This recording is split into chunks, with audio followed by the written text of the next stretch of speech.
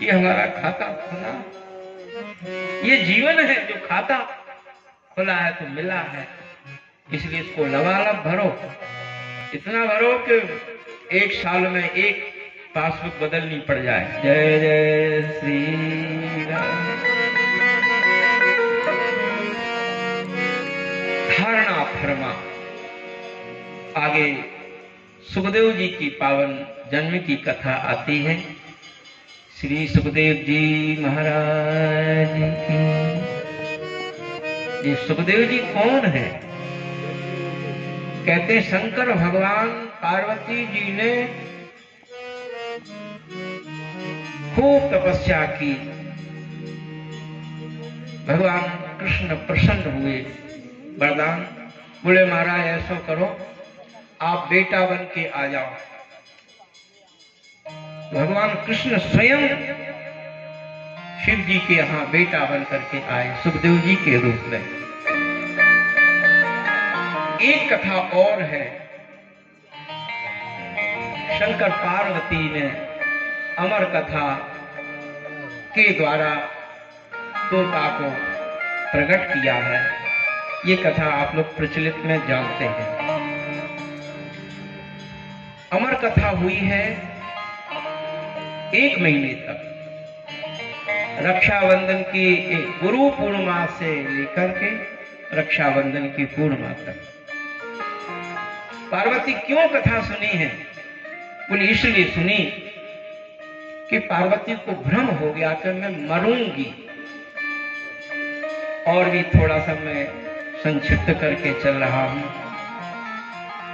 भोले बाबा के गले में मुंडों की माला है, तो शंकर भगवान की बड़ी माला पहनते हैं, मुंडों की माला पहनते हैं, फूलों की नहीं, मुंडों की, सिर की माला।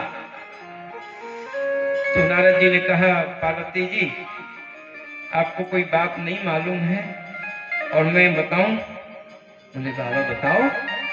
बोले आपसे ज्यादा उनका लगाव नहीं है, आपसे ज्यादा ना आपको ज्यादा मानते हैं, ना ज्यादा कोई प्रीति है। किससे है? बोले जिससे उनकी प्रीति है, जिसको वो ज्यादा मानते हैं, जिनसे उनका लगाव है, उनको सदैव अपने गले में लेके चलते हैं, मुंड पहनते हैं।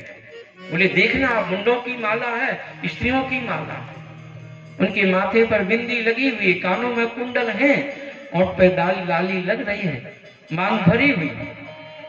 ऐसी स्त्रियों से प्रेम करते हैं, आपसे तो बस थोड़ा सा होता। पार्वती को लगा अच्छा मेरे से।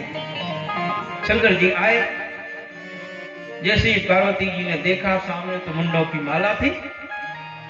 शंकर जी बोले पार्वती जय सिया राम। नहीं बोले, अब तो भूल गई। अरे पार्वती जय सिया राम जब 3-4 बार कही, एक बार बोले जय सिया राम, मुंह फूल रहा है, गाल फूल रहे, जय सिया राम। कहा भयो समझ में आ गई बात, आपको मस्त में जान गई हूं, अब कोई बात मत पूछो। बोले बात तो बताओ। बोले कहां बताऊं?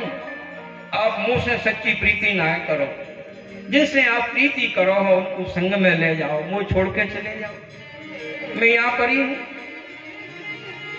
शंकर जी समझ गए पार्वती जी को भ्रम हो गया। पार्वती जी क्या चाहती हो? बोले मैं मरूं नहीं। बोले नहीं मरोगी। कैसे? बोले चलो अमर कथा सुनो। पार्वती को अमर कथा सुनाने के लिए भोले बाबा आए हैं। 1 महीने तक कथा हुई है, गुरु पूर्णिमा से प्रारंभ हुई है। 15 दिन तक लगातार कथा होती रही, पार्वती जी कथा को सुनती रही। अति आरती पूछो रघुराया, अति आरती पूछो रघुराया, रघुपति कथा कहो तुम दाया, रघुपति कथा पूछो रघुपति कथा प्रसंग, पूछऊ रघुपति कथा प्रसंगा कल लोक जग पावन गंगा सकल लोक पावन गंगा।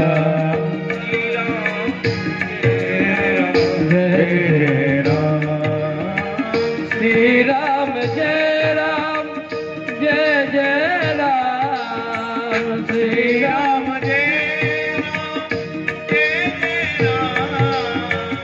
श्री राम जय राम जय जय राम श्री राम जय राम जय जय राम श्री राम जय राम जय जय राम श्री राम जय जय।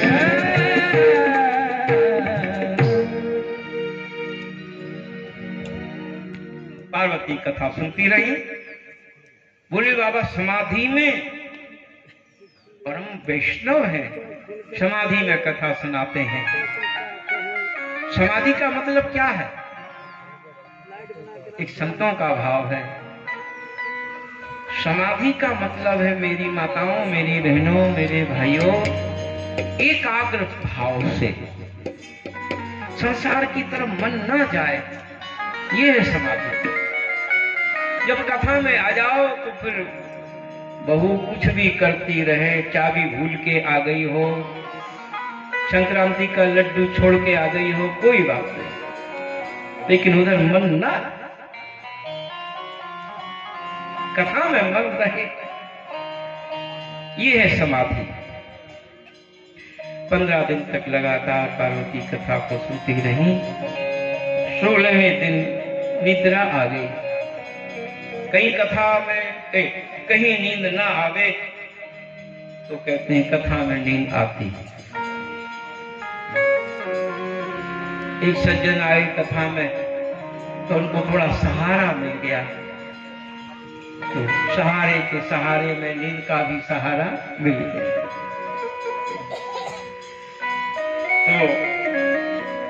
तो लोगों ने कहा इनको बहुत अच्छा सहारा मिल गया है, तो नींद ने भी सहारा दे दिया। तो सब चले गए, कथा सुनने के बाद उनको सहारा मिला ही रहा। तब व्यास जी ने कहा अब तो तुम बेसहारे हो गए हो, अब कोई सहारा नहीं है, खड़े हो जाओ। तब जाकर के निद्रा भंग हुई। बोली क्या करें महाराज, यहाँ मुझे बहुत अच्छा सहारा मिल रहा था, वहां किसी का सहारा नहीं था, यहाँ मुझे सहारा मिल गया, इसलिए मुझे यहाँ नींद आ गई। मैं बेसहारा हूँ, मुझे कभी कोई सोने ही नहीं देता है, काम में ही लगा देता, जाओ उधर ये करके लाओ, इसलिए मैं यहाँ सहारा पा करके सहारे में बैठी। मेरे प्रेमियों,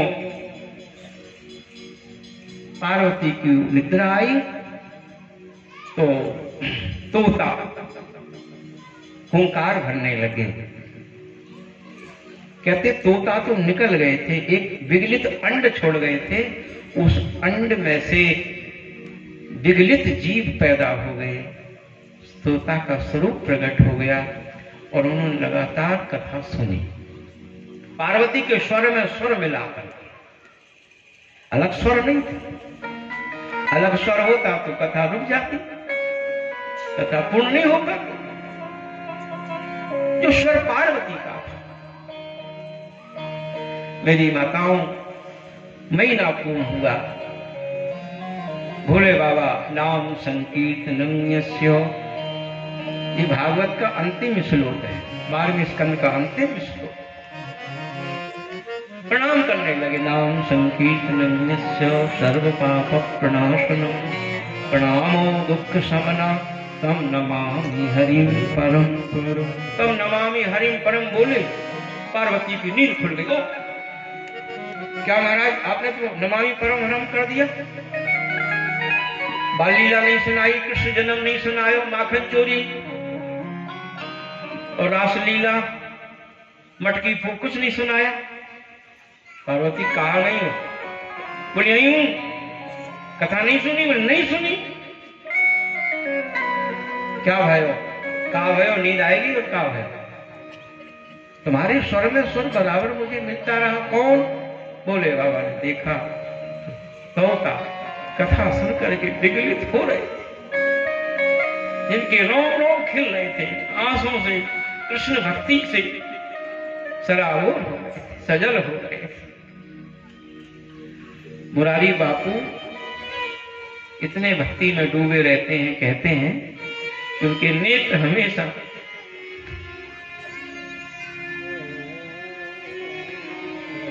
भीगे ही रहते। हम संसार को सब कुछ करते हैं, जब ठाकुर जी को कुछ करेंगे अद्भुत अनोखा ही सुख मिलेगा। तोता के रोम रोम खिल रहे हैं, आंखों से अश्रुपात हो रहे हैं, और कहां बैठे हैं? पेड़ के ऊपर। शंकर जी ने कहा कोई बात नहीं, कथा को चुरायो, चोरी भई तो माफ कर दी जाती है।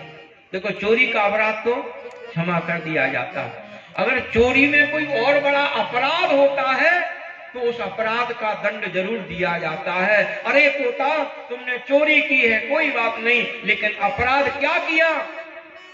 कौन सा अपराध? ध्यान दो, तुमने कथा का अपमान कर दिया। व्यास आसन से ऊपर आसन लगा करके जो कथा सुनते हैं, ये कथा का अपमान होता, ये कथा का अपराध है। कथा में 32 अपराध माने जाते हैं। ठाकुर जी के मंदिर के भी 24 अपराध हैं। लोग मंदिरों में जाते हैं, अपराध कर लेते हैं। मंदिर में जाकर के ठाकुर जी के सामने ना तो किसी के पैर छुए और ना किसी से पैर छुबावे, ना जोर से बोले ना जोर से बोले। एक साधारण मंत्री कोई आ जाते हैं, धीरे धीरे बात करते, कितना आदर करते, मंत्री जी बैठे, मंत्री जी बैठे, और जगत के जो स्वामी हैं उनके सामने कितना बड़ा अपराध होता है। कथा में बराबर आसन लगा करके बैठने से ये अपराध होता है। कथा में आकर के प्रणाम किए बिना जो कथा सुनते हैं, ये अपराध है। पान खवाते हुए, पान खाते हुए, और एक कौन सा चल रहा है बहुत ज्यादा, हाथी तो नहीं, राज माँ कहानी लेती रहती हैं, जानती हैं। हाँ हाँ, सादा भी है और हाँ, इसको खा करके भी कथा सुनेंगे तो अपराध है। और अगरबत्ती तो लगाना ही नहीं चाहिए। हाँ हाँ, वो वाली जो आप लोग चलाते हैं, ये अपराध है। पांव फैला के बैठते हैं, वो अजगर होते हैं, ये अपराध है। जो कथा में विघ्न करते हैं वो कुत्ते होते हैं, सूकर होते हैं।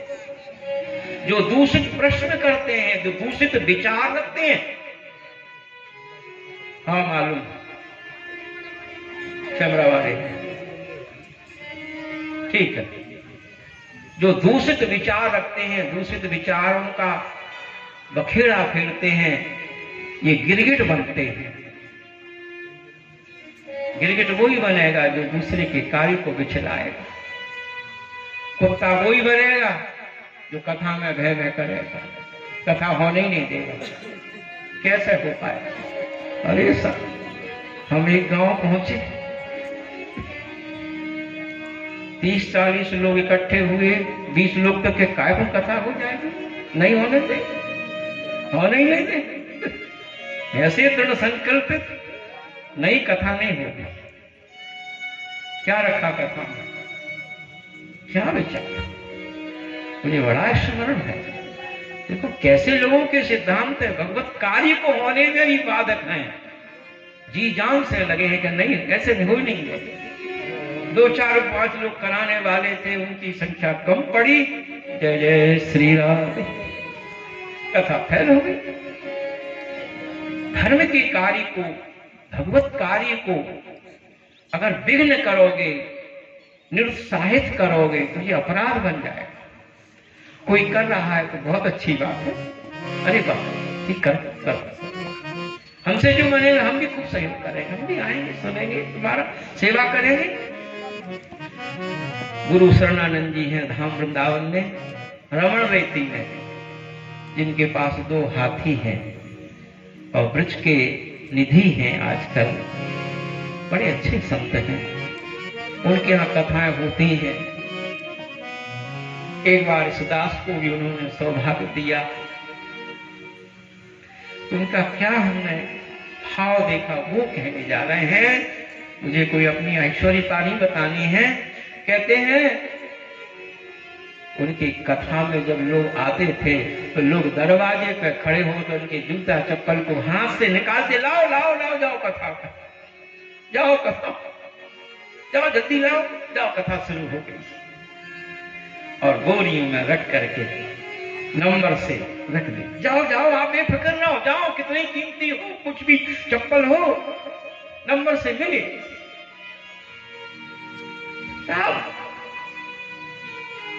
ये है प्रेम।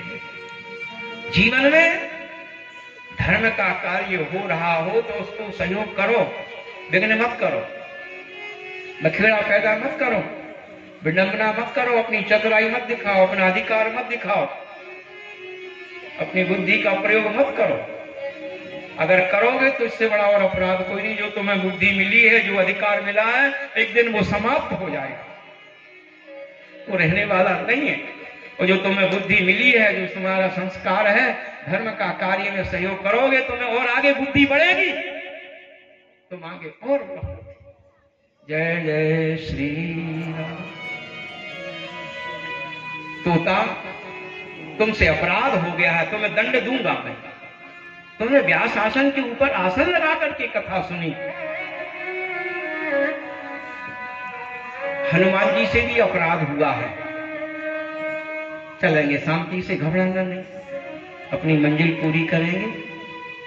लेकिन कुछ स्टेशन बाकी है, लोगों को भी बैठा लेते हैं। हनुमान जी ने गीता सुनी है ना? नहीं सुनी है तो आप लोग सुन लो। अर्जुन को गीता सुनाई है ना? क्यों बड्डे? अर्जुन को गीता सुनाई। उस समय अर्जुन के रथ की जो ध्वजा थी, उस ध्वजा पर हनुमान जी भी बैठे, वो भी कथा को सुनते। पूरी गीता